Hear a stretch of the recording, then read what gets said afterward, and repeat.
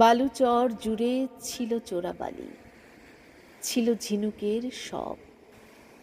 ঢেউ এসে রোজ বলে যেত, আজ হারানোর উৎসব।